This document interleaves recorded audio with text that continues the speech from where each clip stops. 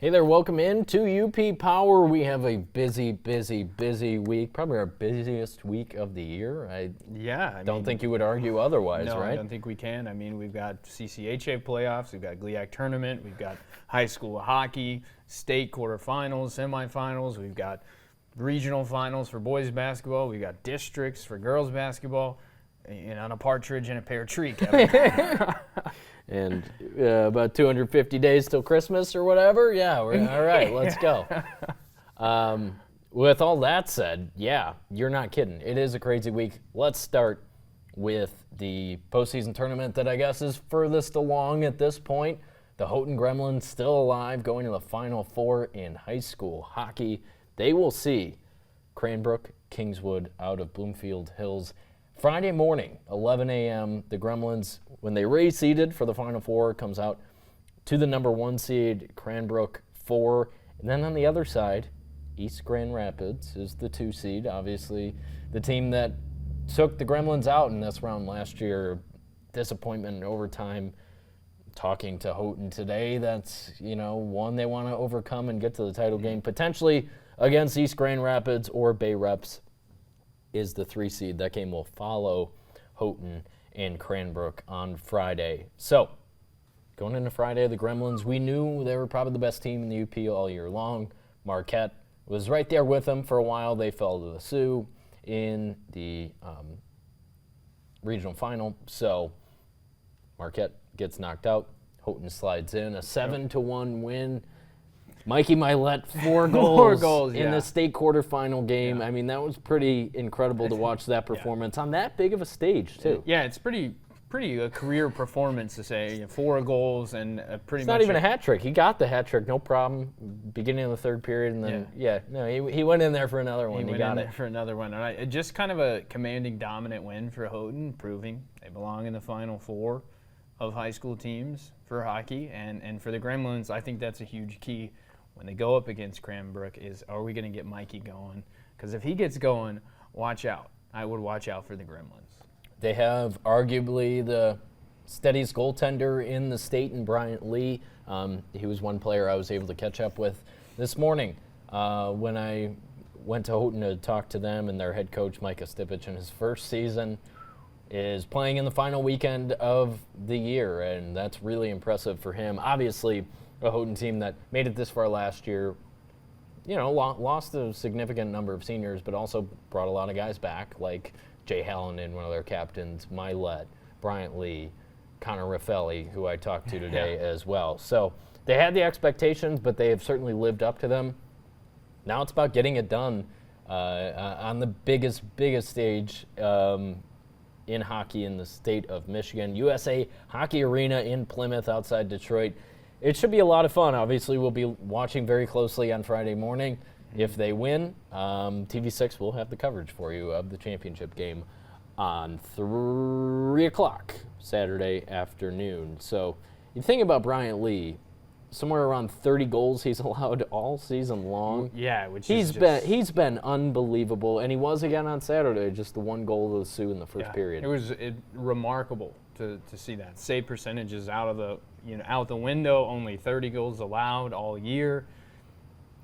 That's key when you get into this Final Four is, okay, can we limit the goals we allow? And also, is our offense, going to produce? And with, Hallinan and Mikey and some of these other guys, their offense has been producing. I mean, a 7-1 win is not something you expect to see. Not in the state quarterfinal, I just said. Yeah, sure, throughout the regular season, they were winning games like that, going up against teams that can't quite compete with them. But Sault Ste. Marie's a great team. They shut out Marquette. Yeah, and I mean, when you get going, when the Houghton Gremlin offense gets going, and they do get going, it's scary. And also, the power play. They've been very good on the power play. And the penalty kill. And finding chances, and too. Especially at this level of hockey, you take care of that, you're in really, really good shape.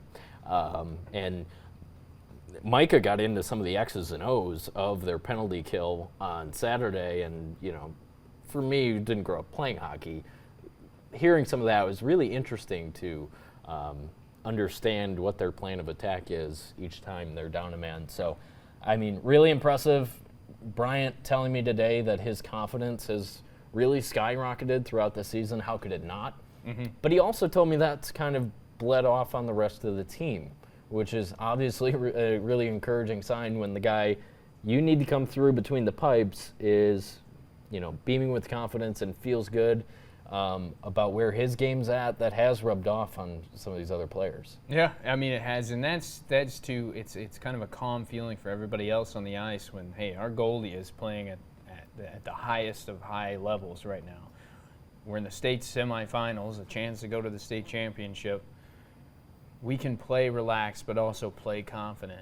Have that poise and confidence, but also know, hey, we do. There's a reason that we're here. There's a reason that we've consistently made it here. Now it's time to go out and perform a morning game. That'll be a little bit interesting. Got to get up, get ready. I talked to Micah about that. I brought up, when we were down in Detroit covering Menominee in their state football run, they had to play a football game at 9:30 in the morning.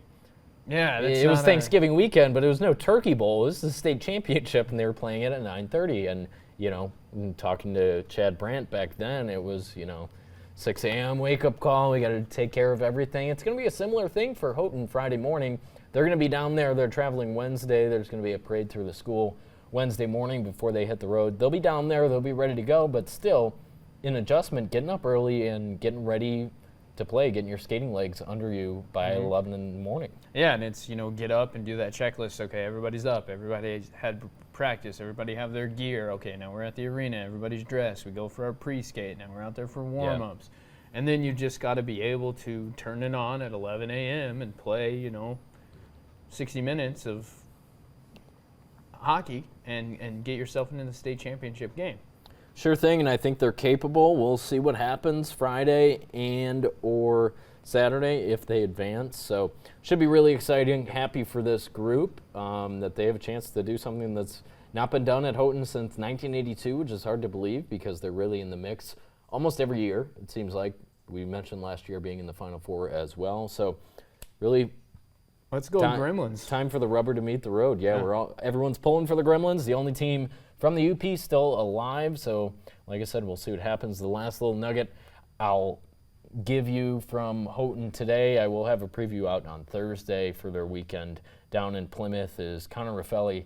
I posed the question, how bad do you guys want it? Yeah. Because they want it so bad, especially getting so close last year. Yeah. And he said he had chills and the adrenaline was already rushing through him. So if that tells you anything about how they're going to come out on Friday, they should be in good shape going up against Cranbrook. They were grinding tape when I was there. Pretty impressive. I think their studies are taking back seat this week. Understandable. Yeah. Connor said his teachers were, leaving them be a little bit. They get it. They get it. It's pretty big weekend for those boys. So we'll see what happens Friday. And like I said, if they are able to move on, if they can win the whole thing, win it all, man. That would be something. So we'll find out very soon if that's the case. But get into boys basketball. It's regionals time. Unfortunately, that's going to drop Tuesday night into Wednesday. We will have the results of the regional semifinals going into the regional finals on Thursday. But let's recap a wild Friday night in UP boys hoops. We will get to the girls district round this week. Let's start with the boys, and we have to start in Menominee. And what happened in Menominee Friday night? And as you know, I had a hard time leaving here Friday because I had to get everything that happened in that final 2 minutes because it was hectic. And Clint McLeod was down shooting the game for us, and he took me through every play down the stretch of that game. I'll start here. Iron Mountain, we love those guys, those coaches. Football had an incredible season. They came up short when they went downstate, deep into the playoffs. And basketball, it didn't feel like it should end this way for the Iron Mountain Mountaineers. No, it didn't. But it did. And they fall to the only team that got them during the regular season, the Menominee Maroons. And so, Keegan, I don't know. A game where they go up 14-0 in the first half. You've got to give Menominee a lot of credit for tying it at halftime. It didn't take them 3 quarters to get back in it after falling in a 14-point hole early on. They got back there at halftime, and Sam Larson said Friday night, they felt good being tied going into halftime. You have to. If you're down 14 the first, whatever it was, 6-7 minutes. Yeah, I mean, you're down 14, and you look how Menominee battled back, and, it was their defensive pressure, and it was points off turnovers, and it was, owning the rebounds, both offensively and defensively.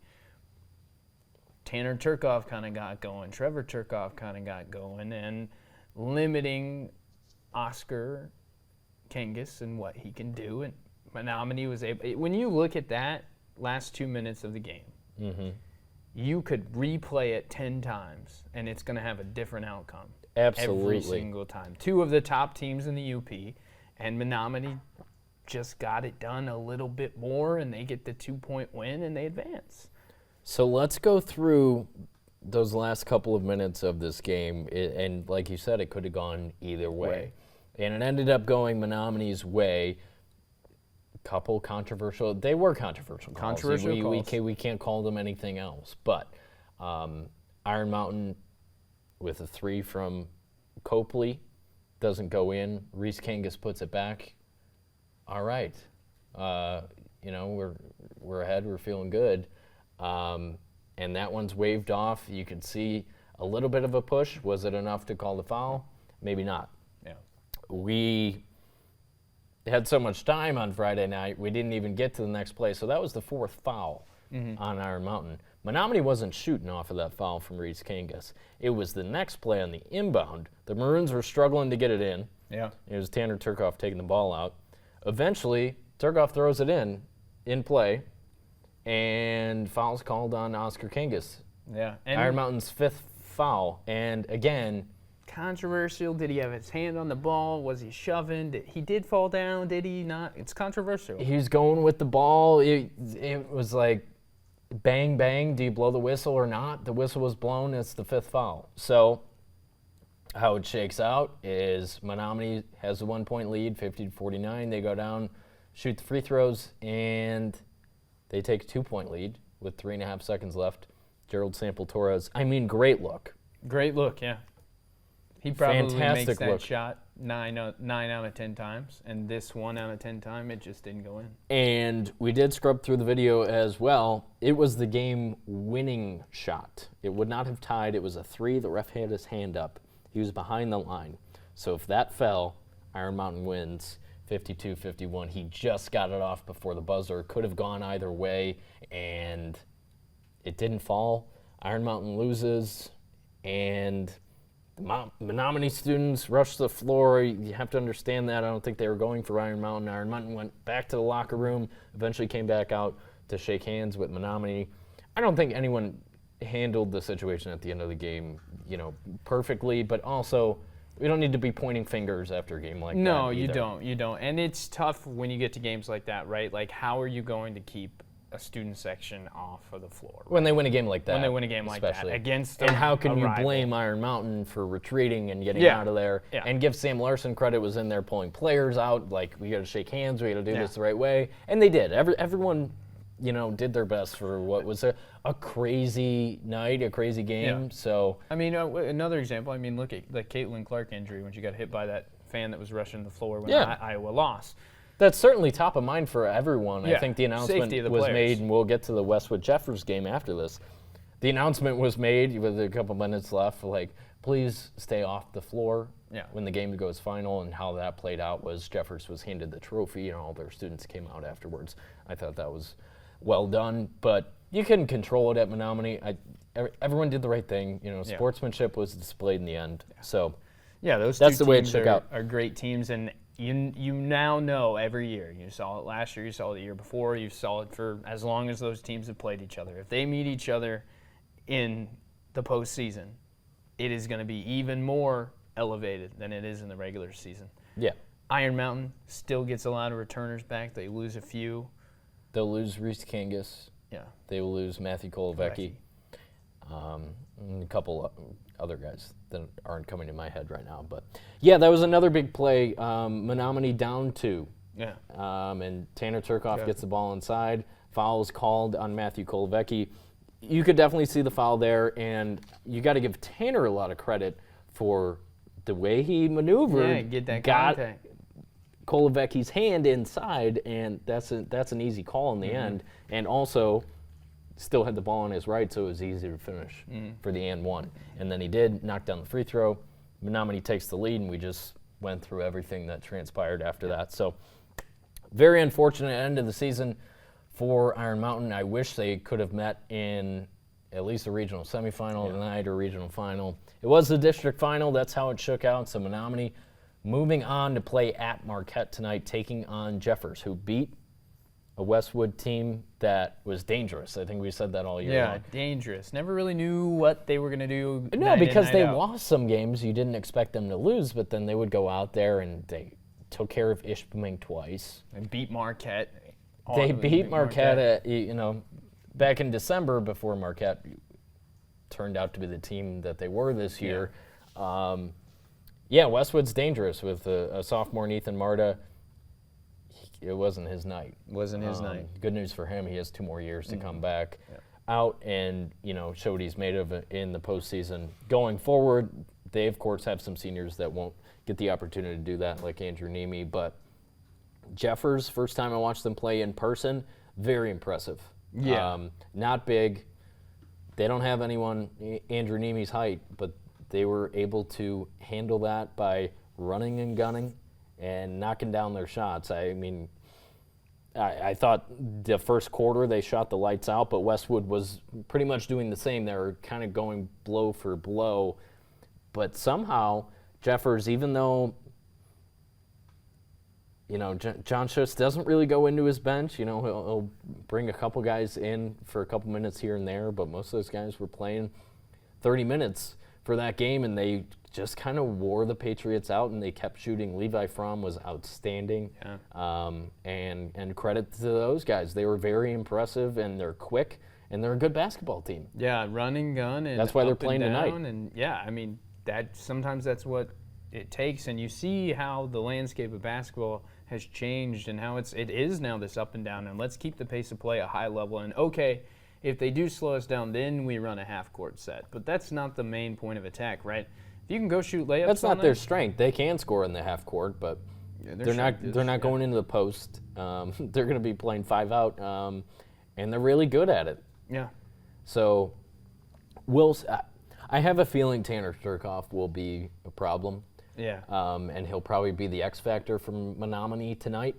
When you think about it, so we'll see who's moving on. But the thing about that game, the winner gets a good draw in the regional final. Why? Because that regional final will be at Manistee against a team from downstate. So for once, the UP team gets a little break on the travel. Either Jeffers or Menominee will be traveling significantly less than their opponent, staying in the UP to play Thursday night.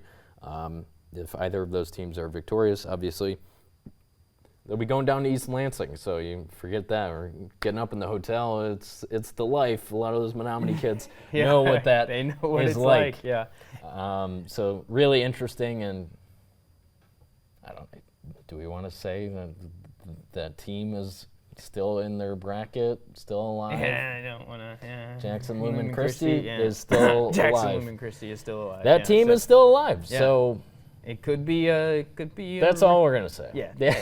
We'll just leave it at that. They're still there, and when you look at the bracket, you can see when they might play each other. Anyways, moving on. Let's talk about Marquette. Let's talk about Marquette and the hand that they were dealt, and it's. And we tough. gave Rich Leedy his moment on Friday, which, Tristan Kendrick, who was there, I said, you got to ask how that played a factor, because it did. It did, yeah. It's not right, and Rich was accurate when he said the game should have been played on Saturday because it wouldn't have been that difficult to move the game to Saturday at Marquette. So the situation went last Wednesday. Some freezing rain and snow came through the eastern UP. Marquette couldn't get down to Gaylord on Wednesday to play their district semifinal game. So they went down there Thursday. Well, Traverse City West had already won on Wednesday. So what did they do? They went and watched Marquette play Gaylord go to overtime. Win. So they knew who they were playing. All right, it's Marquette. Pretty sure The game was going to be at Marquette anyway, so they get on the bus and they beat Marquette to Marquette. Mm-hmm. And they're checked into the hotel by the time the Sentinels are back in the UP at, 1 a.m. Friday morning? Yeah. 2 a.m. Friday morning? Yep. And they had to play 6 p.m. Friday night against a team with 2 days of rest while they had 8, 10, 12 hours. Yeah. Yeah, So it wasn't necessarily right. And look at how the game went. Yeah. Marquette was there in the first half. It was a 1-point game at halftime. They lose by 13. Yeah. Gassed at the end. They kind of ran out of gas. They ran out of gas. So it's really unfortunate. And yeah. Taking a 16-game winning streak into the postseason, you don't want any of that to play a factor. And unfortunately it did. And Rich said, I guess it's an excuse, but we felt like it was unfair, and it was. Yeah, it was. It was not a fair shot, and you can't predict the weather, but you also have to understand that where we're located, and this goes for downstate too. They deal with snow and weather and freezing rain, and especially here in the UP, games are going to get canceled. You got to give everybody the fair shot, right? And so let's say that game is played on Saturday. You could even still say it might have been a little bit of a disadvantage because now Traverse City Central has 3 days off, and Marquette has their 2. I suppose, but I don't know. If Marquette ended up losing a game that was played on Saturday, you wouldn't have really a claim to stake in we got screwed over. Yeah. When they lost on Friday, they did. Mm-hmm. Yeah. So that's how it ends for the Sentinels. Unfortunate for their seniors, for sure. Run, though. 16-game winning streak. I mean, they were playing. Fun to cover. Fun to cover, fun to watch. Playing some unbelievable high school basketball. Also kind of that run and gun, up and down style, heavy pressure, heavy defense. Jackson Jermu getting to the rim. Jacob McPhee, an inside presence, both on offense and defense. Can't forget Kyler Sager. Yep. Ice in his veins from the outside. Man, it was fun to watch the Sentinels play this season. Really good team. Jacob McPhee inside was a guy they all spoke highly of. Unfortunate end for them. But we have a couple more regional games tonight, which we, of course, will know the outcome of, and our regional finals will be set. But Forest Park taking on North Central at home. The Trojans victorious over Norway on Friday night. I thought that was really impressive because Norway's been a team all year that is really impressed, and I got sent their conference awards today. They cleaned up. Yeah, really good team. No, I mean that was kind of. Can I say upset? I'm going to say upset. Didn't see that. I thought it could have gone either way. Either way, the way I see it. Both good teams, but Forest Park, North Central. That one, is going to go down to the wire. North Central also kind of one of those run and gun teams. They're quick. We know that from high school football. Yeah.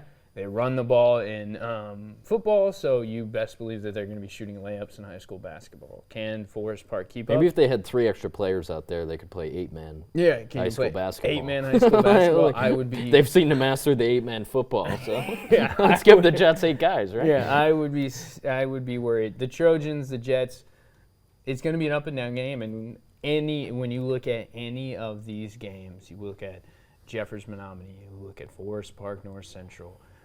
You look at any of the games that we've already covered and will cover, it's going to be up and down, and it's going to be who gets tired first. Yeah, it's the best basketball we're going to watch all year. Yeah. We already know that. We've already seen that. Exhibit A, Iron Mountain Menominee. Yeah, I mean, It was a lot of fun. So we'll see. I would give Forest Park the edge in that game, especially being at home. But good shooting team. Yeah, so we'll see what happens. Kingsford taking on the Sioux in Munising. You're going to catch that game tonight. Give the Flivers the edge in that one. They, Escanaba, give them the credit. They really came on at the end of the year and kind of gave Kingsford all they had there in the district final. But Kingsford victorious at home. Kind of expected that from a, veteran team. I guess they have good athletes up and down. Gavin Grondin, Cardell Morton. Jacob Markworth, up and down, you're like, that's a really good team, and they're showing it right now when it matters most. Yeah, they are, and they're going to, playing in a neutral site tonight in Munising, taking on the Sioux. Up and down. Is Gavin Grondin going to be a big impact on the game? Is Cardell Morton going to be a big impact on the game? Yes. Is Jacob Markworth going to be a big impact on the game? All yeses, right? they got to come out and they got to do it. For sure. They got to get going early. If Gavin Grondin gets going early, give Kingsford the edge, because when he's on, if he shoots, it's going. It's going in. Like, he's going to make it. Cardell Morton, athletic. Jacob Markworth inside, both offensively and defense. Those guys are going to have to play a big impact for a pretty good Sault Ste. Marie team who also been running up and down, can shoot the ball. Dangerous, obviously athletic. Mm-hmm. Good football program. Their hockey team was still alive last week. Should be interesting. Kingsford, if victorious, they will go down to play. I don't know who's on the other side of their bracket, but they will play. Ludington or Clare. Okay. There we go, off the top of my brain. So Keegan knows who they might be playing if they advance, but that game will be in Gaylord Thursday night, so something to watch out for in Division 2. Makes sense. Marquette was Division 1, going down to Gaylord last week. So if Kingsford wins Tuesday night, they will be in the same boat and heading down to see if they can go to East Lansing. Speaking of East Lansing, the reigning D4 champs, Munising. We've been talking about them for a couple of weeks. They've really piqued our interest. Like, they still got something. They lost some of those seniors, but Trevor Nolan and Keenitz, and the head Dussault. coach, they've been really strong. Now they take on a dangerous Rudyard team at Manistee. Yeah. Munising, keep doing what you're doing. Trevor Nolan, you got to shoot from the outside. That's the thing about the Mustangs, is I think they have it all figured out. Yeah, you've got to be an inside presence, both on offense and on defense. Carson Knitz, you kind of manage the offense, and you're a facilitator, but also a scorer. His elbow jump shot, I feel like he could do it with his eyes closed. So can they do the things that they've been doing consistently and keep it going against a well-rounded Rudyard team who's gonna, anybody who plays Munising knows, hey, they are the defending state champions. It's not gonna be a walk in the park. They're gonna get everyone's best shot. Yep. That's for sure. Yep. Final regional semifinal we have Tuesday night. Wakefield Marinisco advancing to the regional semis to take on Lakeland and Hubble at Houghton High School. The Lake's been playing pretty good ball all season long. I kind of expect that to continue tonight, but you never know what the Cardinals might show up with. Yeah, the postseason is this. What's that? The balancing act. The balancing act. The scale. The scale, of, okay, we're not doing this well tonight. Are we doing this tonight? Are we not doing this well? We're doing right. This. You have to make up for it if you're not having your night. We're almost ready to get into college basketball, but that's something Sam Clayton talked about today. Anything else on the boys basketball regionals? Should be a very exciting week. We'll see if we have a team heading down to East Lansing by the end of it. Fingers crossed. Let's go. East Lansing, UP Power. It'll be fun because make it happen.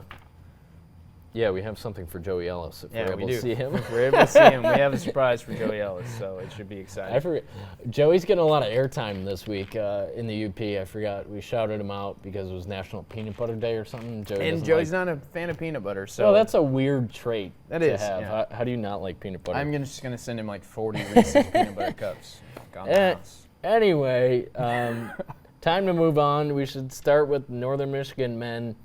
GLIAC regular season champs. Took them a minute to finally clinch it for themselves, but they did it on Saturday against Davenport. You were there. What was the moment like for Coach Makerzak on senior day with his first recruiting class, getting their flowers for, going through the program for 4 years? That was a big moment for the program. Yeah, big moment for the program. I think a couple of feelings. I think, first of all, relief, right? They had just played a very good, very intense Grand Valley State game. Oh, my gosh, man. To say the least. To say the least. And to be able to do that and then now come back and respond and still get the win. I think Max Weisbrod hobbling. Hobbling and playing. I think I give him credit. He shouldn't play Wednesday. Relief. That's my take. That's your take. He shouldn't play Wednesday. I think relief, but also excitement. And, talking to Makerzak on Saturday, just a culmination of what they did last season, winning the GLIAC championship, and kind of carried into this season is what he talked about, especially today and Saturday. They've worked so hard, and all these players have bought in, that it's nice to have them have success and continued success, right?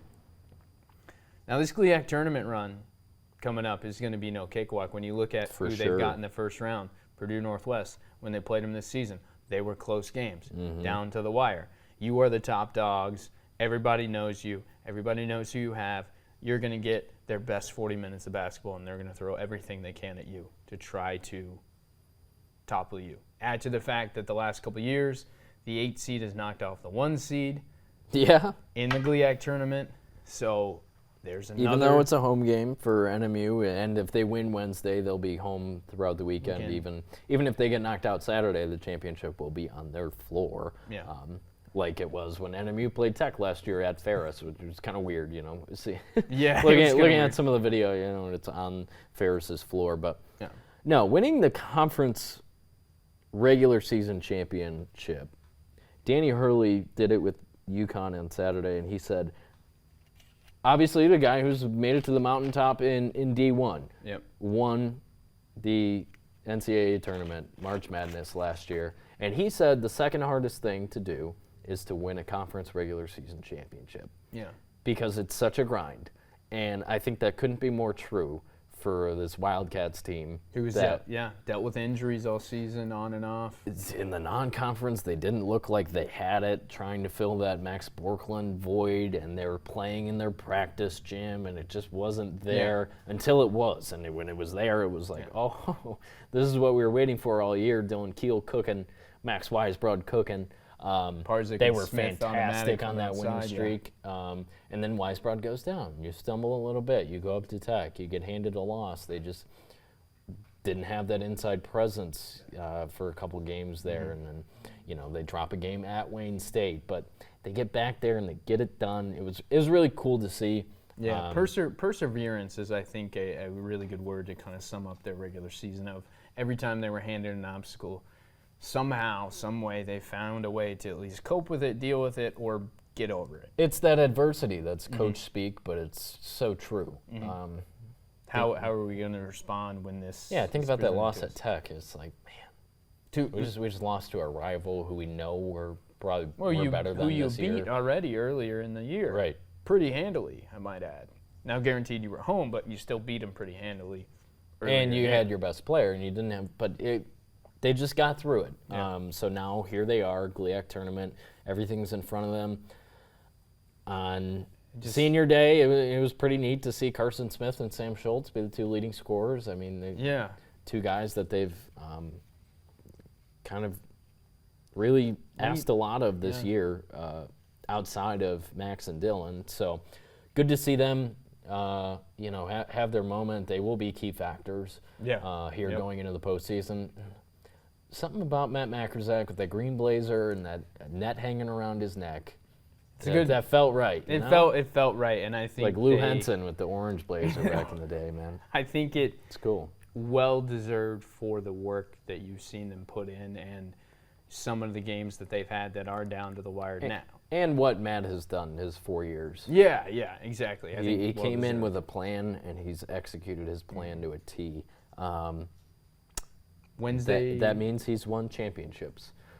We'll see if they can get at least one more here as we go through March. But talk about Michigan Tech men's team beat Davenport on Thursday. We don't even have time to get into that Thursday game that NMU played.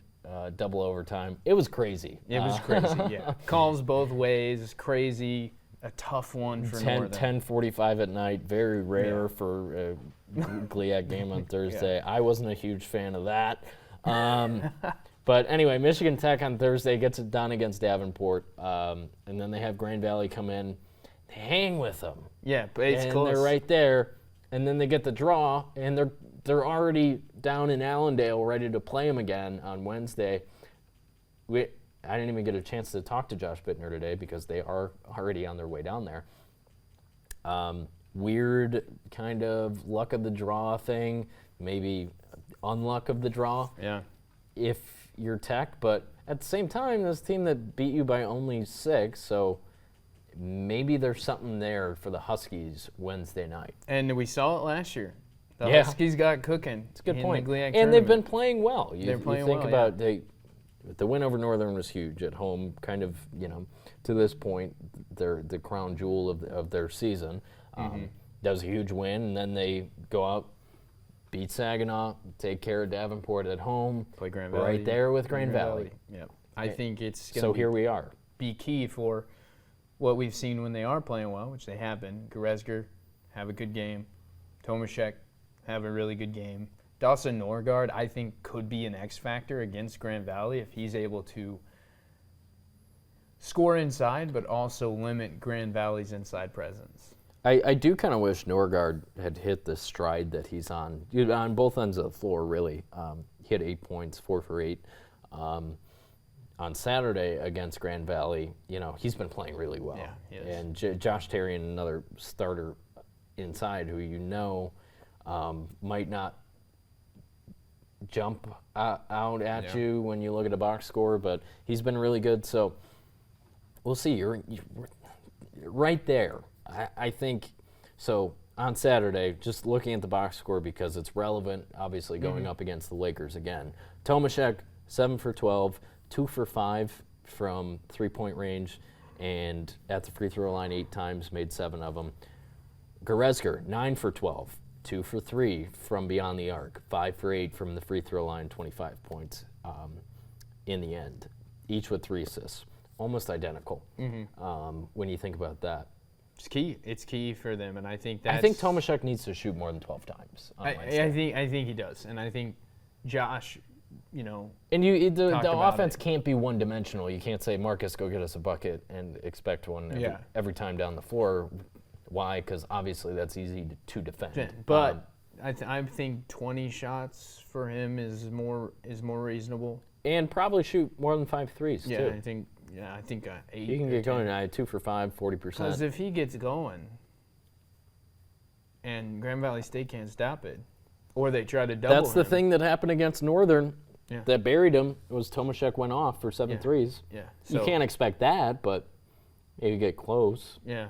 I mean, at least shoot 7 threes and see if they're falling. And then if Grand Valley starts to double or starts to try to face guard, then that's Goretzka's opportunity, or they go inside to Norgard and they move it around. But Tomaszek, the ball needs to be in his hands a few more times against Grand Valley. And for Grand Valley, Marquette grad was great on Thursday against the Wildcats, was great on Saturday. GLIAC, I think, Offensive Player of the Week. 24 points on Saturday. He was 8 for 10. Just an inside presence that really is tough it was tough for Northern to handle, and Dylan Keel. Dawson Norgard's going to have his hands full again. He probably knows that. Grzoulis went to the line 10 times, was 8 for 10. Got to stop it. He's a force. He is a force. And part of the reason why Grand Valley has been playing a lot better down the stretch. So we'll see what Tech has in the tank. Tech women. This one's really interesting to me. Parkside coming into the Wood Gym on Wednesday night. This season, Tech went to Parkside on January 18th and lost 80-41. Oof, yeah. Oof. Burn the tape. Burn the tape. Delete that from your memory. And then they had the Rangers at home on February 10th, 74-68. They win it. Sam Clayton's team. I'm thinking about this 2-game stretch, different weekends. Northern Michigan comes in, hadn't beaten Tech in 13 or 14 tries. Since 2017. They come in and beat you 70-45 at home. Oof. That's tough to swallow, especially when you've been playing a lot better. Then they go down to Wayne State, who Northern has on Wednesday at home. And they put up 95 points. They set records for shooting percentage and everything. So all of that to say, the Huskies have been hit or miss on the offensive end. Are they going to have a good night? Or are they going to have a really poor shooting night? You don't really know on any given day. But I asked Sam Clayton, how do you get over the hump when, at least in the first half, it's not your night shooting? How do you stay in the game and play competitively? And she gave a really thoughtful answer about being locked in on the defensive end and, taking care of all the things that need to be there, not turn the ball over and things like that, and just stay in the game, keep it within 10, and stay within striking distance. And if that happens, I think Michigan Tech now is more prepared to win a game like that where they're not having their best night from the field. Yeah. A month or two ago, I wouldn't have said that because they just didn't show it. Now they have shown that they can hang with these teams, and there's no saying they won't have a crazy shooting night and put up 90 on Parkside at home. Yeah, you never know, and it's kind of the flip of the coin. And if they do, and if it's their night shooting, they're probably going to win and move on. Then watch out, yeah. And if it's not, can they do what Sam Clayton said and defensively be locked in and, get some points off some turnovers, make sure you control the rebounds. Control the controllables. What can you control? You can control if you rebound the basketball. You can control if you get some points off turnovers. And Sarah Dax is back. Sarah Dax is back. Is huge. And another thing Clayton said today is that kind of unlocked some new lineups that they've been running out. Having Dax out there with Emma Anderson, and it's two bigs. And then Maya Kowalska as well played really well in Dax's absence. She was great in that Northern game. Besides the final outcome, she had a really good individual performance. So I think Tech could definitely handle Parkside and move on and definitely be dangerous to advance to the championship on Saturday.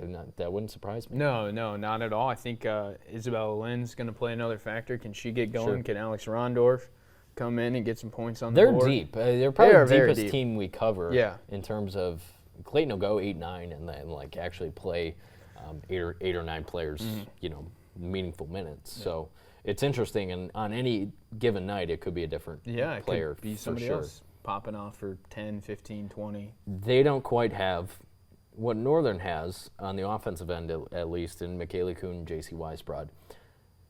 Yeah. Your impressions of their weekend, taking the number 2 team in the country to overtime, when they could have bowed out of that game. I was there. Yeah. You would have understood it. It's Grand Valley, best team in your conference, maybe the best team in the country. Yeah. They came in there, they took a lead in the second half, and you're like, all right, it's going to slip away from them. Yeah. It didn't slip away. McKaylee Kuhn was clutch. She's just a very clutch player. Yeah. She has been for a long time in Marquette. So they come close, and in the men's game, it was definitely they ran out of gas in overtime against Grand Valley. They had nothing left in the tank. I think it was similar for the Northern women in that game where, they have Kuhn and Weisbrod who can knock down a big shot, and they did that in the fourth quarter. In overtime, it wasn't there. Yeah, Grand Valley kept hitting shots in Northern. I think the tank was a little bit empty, but I think what that game did for them is showed them, hey, we can play with one of the best teams, if not the best team in the country, and we have to be that much more prepared for, hey, this game is going to be down to the wire. McKaylee Kuhn, J.C. Weisbrod, they're going to score. The thing that I talked to Casey Thousand about is having production from everybody else now, and they're also a threat, right? Mm-hmm. Anna Rude, Abby Fraser. Rude's been really good. And Fraser, Fraser has been really good. Sarah Newcomer can go off. Tierney can go off. Gosh, I'm forgetting some. But on any given night, somebody can go off for them can too. Be there, and they've been defending really well. Yeah. I think they had one of those moments like Thursday early in the year when Ashland came in. Yeah. They ended up losing that game at 9. Again, it was in the PEEF. It didn't feel real. Yeah. I think playing in the PEEF was difficult for both NMU men's and women's. But they both overcome it to their credit. So Wednesday night, 3 seed, Northern hosting Wayne State. They beat Wayne State December 7th at home by 15. And then going down their place just a couple weeks ago on February 24th, they took down the Warriors by 6, 80-74 at their place. So when you think about those 2 games, NMU should have a leg up and feel good about advancing to the semis on Friday. But they're going to have to take care of business and defend home court and play at their pace, I think, is another thing. Yeah, I think play at their pace and let it come to them too. Obviously, McKaylee Kuhn and J.C. Weisbrod are going to be big offensive threats, but I think the keys for Northern is what production do they get from everybody else, right? What is going to help J.C. and McKaylee Kuhn, Rebounding, too, I think is going to be huge for them. Second chance opportunities. They've got especially in the pieces postseason. You can't afford to get out rebounded significantly. They know they can play with the best. They know they can play with Grand Valley, right? They know they can play with Ferris. That's why they won 13 conference games. Yeah, we've seen it. Now it's game time to go out to do it, and it starts with Wayne State on Wednesday, taking care of business so you know you're home. And I think, too, for Northern Michigan fans and for Michigan Tech, too, I think fans are going to play a big factor. For sure. Especially, I expect the Berry to be packed on Wednesday. They certainly, Thursday night in Marquette was, it wasn't packed. It wasn't quite, what we saw for the Tech game, but it was loud in there. And, it's always definitely at both schools when those other student athletes show up. I'm talking like football team, and we remember with NMU women's soccer when they had a little boost from those other 18 to 22-year-olds that show out and get loud. That makes a difference. Yeah, Shane Richardson, I need your football recruits to be at the game on Wednesday, Berry Events Center, and your team. I need them to be there. Get the football team rowdy. A couple of his football recruits might be busy playing in the state basketball tournament. yeah, they might be. But come out. Yeah, they were out Thursday, so hopefully we see it again. I'd be surprised if we don't. Yeah, they are. Northern is on spring break, so I hope students are back. still around. Tech is now back from their spring break, so things are back to normal in Tech. Close out with hockey. Oh yeah, do I get to do my thing again, Kevin? Oh yeah, you brought your prop. I brought my prop. Here we go, everybody. Just, don't mind me, Kevin, and just. We don't get to talk about sweep up the studio. Sweep up the studio. Here we go. And once again, it's at the expense of the Bowling Green Falcons. 2 weeks in a row, I've been sweeping it up. Northern Michigan gets it done. Wow. I'll say a surprising draw in the tournament. Going into the last day of the season, you had still no idea who they were going to end up with. No idea. So NMU hitting the road. Figured that would be the case because they could potentially get the 4th seed if they ended up jumping one of those teams, which more than likely would have been Tech. Tech split with St. Thomas. So Wildcats on the road going to take on Mankato and a familiar foe. Yeah, I am. 2 years ago. Meaning familiar in the postseason. Yeah, 2 years ago, semifinals in the CCHA playoffs. They lose. Yep. Last year, they meet them in the championship. They're up 2-0. They lose in overtime 3-2. Yeah. This year, meeting them in the first round. Best of 3. That's the only round that is best of 3. So playing at Mankato is not an easy place to play. They had a tie and a loss against them this year. They know what they're going against. They've got some of the best athletes in the CCHA.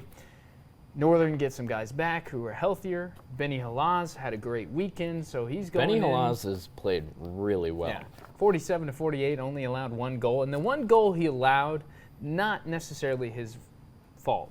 Puck turned over in Northern's end, quick backdoor.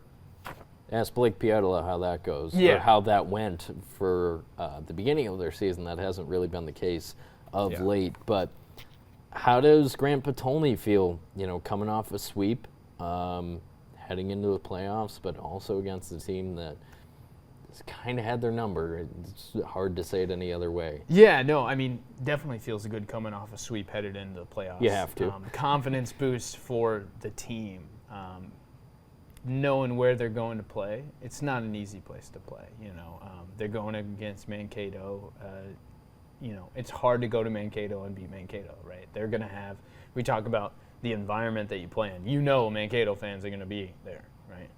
Yep. They're going to be out there in full force. So Northern, as Grant Patolny has said all year, control the controllables, repeatable success. They've got to stay out of the box in the postseason. They have got to limit it to, if you're going to have penalties, you need to have 2 penalties. That's it. For 60 minutes. And they have to be worthwhile. And they have to be worthwhile. Like, if you're going to... You better get your money's worth. Yeah, you better get your money's worth on your 2... I'm saying 2 or less penalties will be a key You got to be Charles Oakley defending the rim. You got to sit them down, if you're going to end up in the box. Keep yourself out of the box. And when we look at that 1-0 win against Bowling Green to complete the sweep. 34 shots that missed being on frame, being on the net. So stay out of the box. You got to get your shots. You can't expect that poor of shooting either. Yeah. Even that was a win, but from NMU, they're they have better forwards than that. And their offense has been going as of late. So we got to get those shots on net, and we've got to sneak. You're not going to win this in the CCHA playoffs very easily if you're only putting one goal in the net. And you look at Friday, they got a bunch more, but their shots were hitting the net. They were on frame. So limit penalties, get your shots on point, and penalty kill is going to be huge if you do end up in the box. Benny Hilaz, eat your Wheaties, buddy, and come play. That's what I'm saying. Like if he does that, if he can only give up one goal a night, I think Northern's got a good chance hanging with Mankato, but it's for a sure. offense. And what else does Potolny keep talking about? 20, 25 shots. If they're right there, then get a good chance. Wildcats are sitting pretty. And their defense has been pretty great, pretty remarkable these last couple games. Same story in Houghton, and the Huskies will have a home game. Miraculously, they finished tied for second in the conference.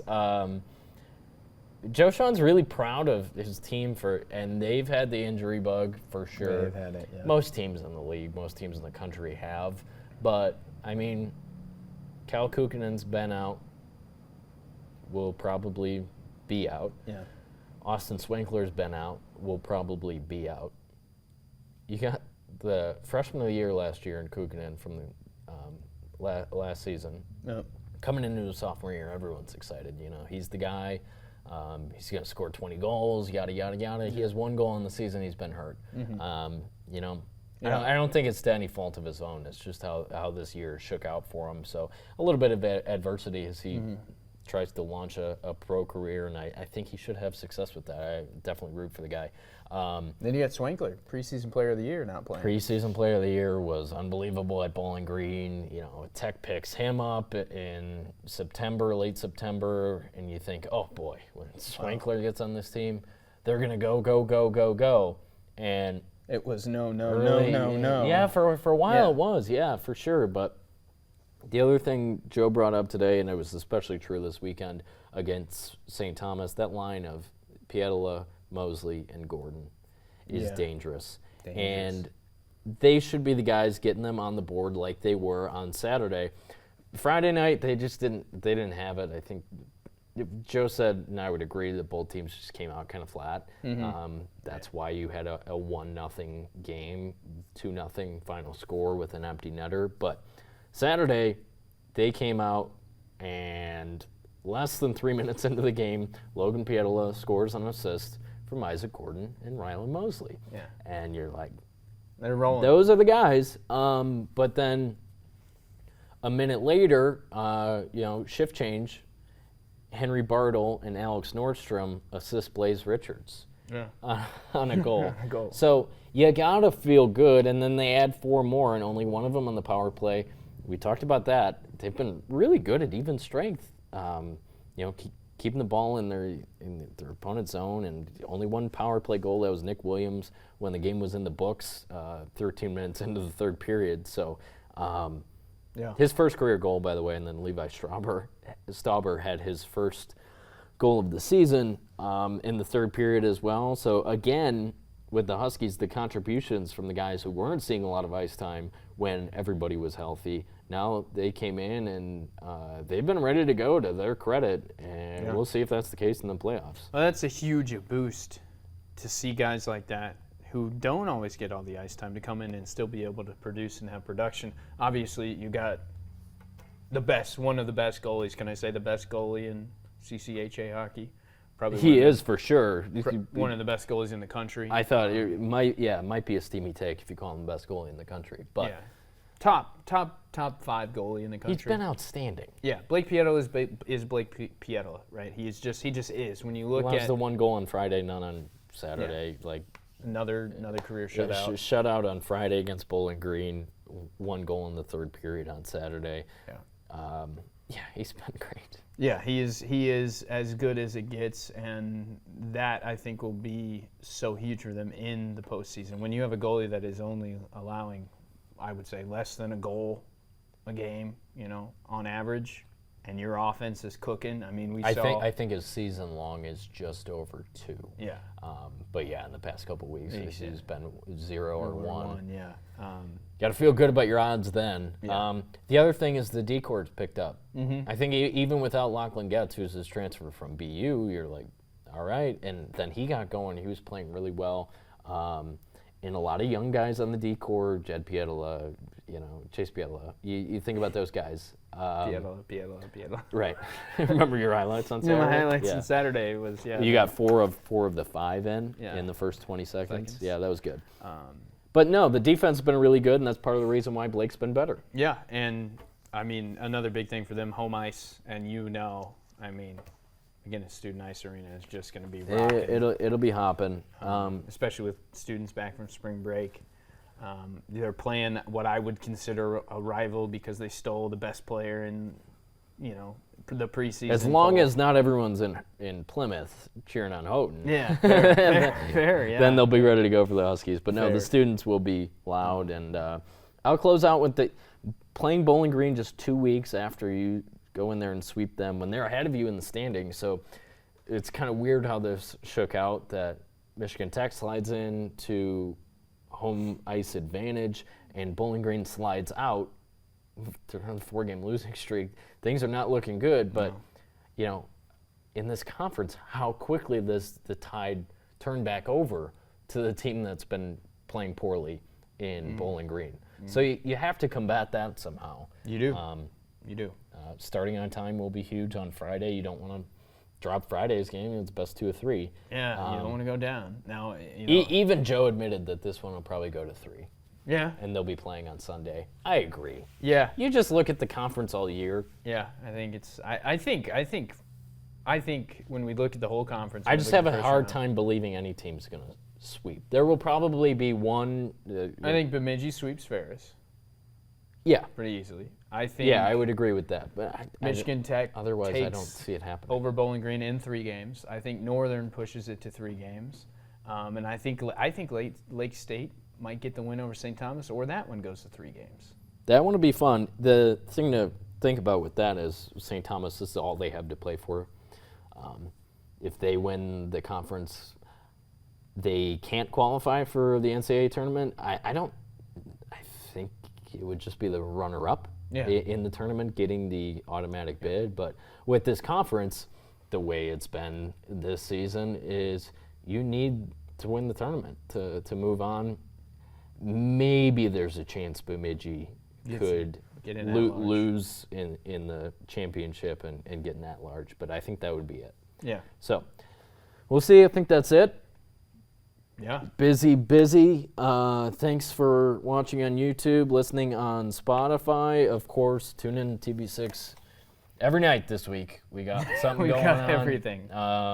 And our last Friday Night Fever of the season until August, until football. This Friday, a lot of girls' district games, and of course, Friday nights, CCHA hockey tournament. So thanks so much for joining us. We will see you next time.